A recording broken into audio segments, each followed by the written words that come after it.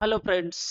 ऐसे स्टूडेंट जो एसएससी की तैयारी कर रहे हैं, दिल्ली पुलिस की तैयारी कर रहे हैं, यूपी एसआई की वैकेंसी फिर आने वाली है, रेलवे की तैयारी कर रहे हैं, रेलवे जो है ग्रुप डी की एग्जाम होने वाला है। अगर किसी भी एग्जाम की तैयारी कर रहे हैं तो उसमें मैथ जो है बहुत ही इंपॉर्टेंट रोल प्ले करता है। मैथ की आपकी समझ होनी चाहिए।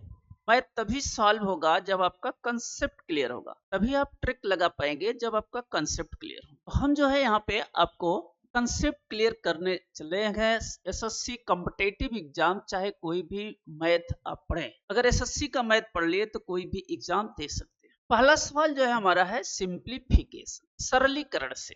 हर कंपटीशन में जो है इससे रिलेटेड एक सवाल पूछे जाते हैं। देखो ये सवाल जो है आपको जो दिया हुआ है, what is the value of ये, इस सवाल को लिखते हैं, ऐसे लिखा हुआ है 48 divided by 6 multiplied by 4 plus 5। ये सवाल इस तरह से लिखा हुआ, ये जो इस तरह से डिवाइडेड बाई 4 टाइम्स, ये इसका मतलब मीनिंग ये है। अब हम अगर सिंप्लीफिकेशन का सवाल है, हर कंपटीशन में आते हैं, किसी भी कंपटीशन में आते हैं, तो अगर ये सवाल दिया है तो आप क्या करेंगे?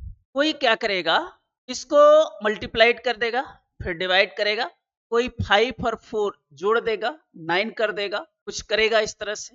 लेकिन ऐसे सवाल जो सॉल्व होते हैं वो बोर्ड मास के नियम के अनुसार होते हैं। ऐसे सवाल जहां पे मैथमेटिकल कई ऑपरेशन दिए रहे हैं, जैसे प्लस है, माइनस है, मल्टीप्लीकेशन है, डिवीजन है, और मैथमेटिकल ऑपरेशन हमेशा बोर्ड मास के नियम के अनुसार लगेगा। अगर ऐसे सवाल करेंगे तो बोर्ड मास के नियम को ध्यान में रखते हुए तभी करेंगे। अगर ऐसा नहीं करते हैं तो आपका आंसर गलत आ जाता है। देखिए बी फॉर होता है ब्रैकेट। ब्रैकेट, एक मिनट, ब्रैकेट को कहते हैं कोष्ठक।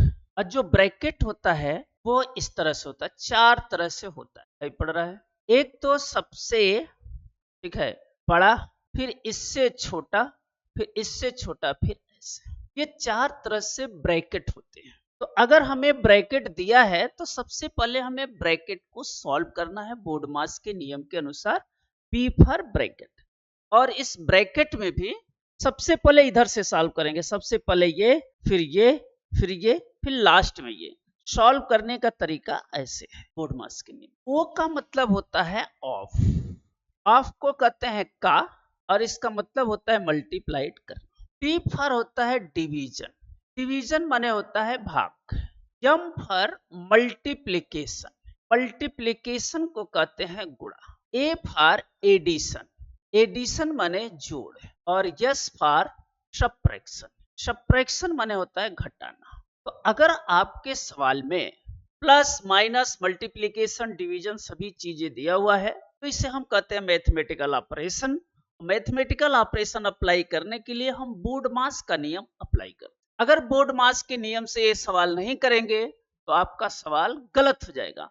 जैसे आपने क्या किया कि 48 है डिवाइडेड बाय कोई 6 और 4 जा 24 हो गया। हमें सवाल को सॉल्व करने के लिए सिंप्लीफिकेशन में सबसे ज्यादा इंपॉर्टेंट है बोर्ड मास का नियम। बोर्ड मास का नियम जो है, जिसका फुल फॉर्म आपको बताया, इसी वे में इसको सॉल्व करना है। देखो ब्रैकेट इसमें नहीं है, नहीं सॉल्व करेंगे। ओ नहीं है, ऑफ नहीं है, नहीं करेंगे।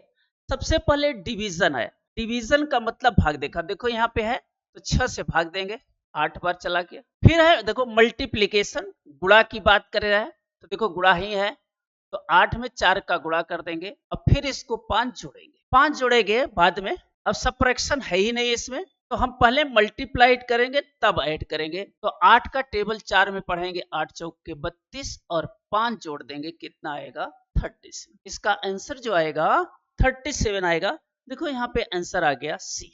किसी भी कंपटीशन में अगर आप जो है सवाल, चाहे आप दिल्ली पुलिस हो, एसएससी, मेन कंसेप्ट आपको समझ में आना चाहिए, और कंसेप्ट समझ में आएगा तभी आपका सवाल सॉल्व होगा। तो इस तरह से आप जो है एक सवाल पक्का कर सकते हैं सिंप्लीफिकेशन से, जिसमें बोर्ड मास का नियम आएगा, और बोर्ड मास के नियम से सवाल को हम इस तरह से सॉल्व करते हैं। इसी तरह से मैथ के कंसेप्ट के लिए आप हमारे साथ जुड़े रहिए। तब तक सभी लोगों को धन्यवाद।